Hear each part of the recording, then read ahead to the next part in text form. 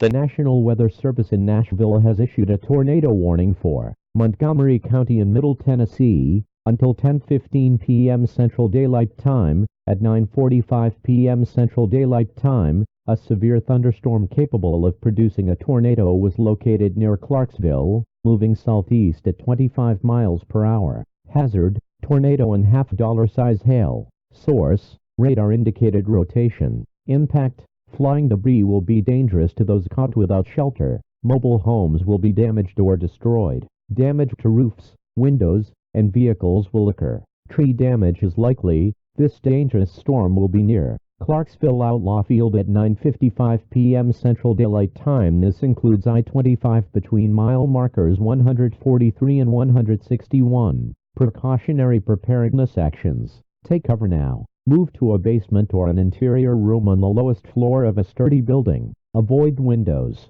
If you are outdoors, in a mobile home, or in a vehicle, move to the closest substantial shelter and protect yourself from flying debris. Tornado, radar indicated hail, 1.25 in.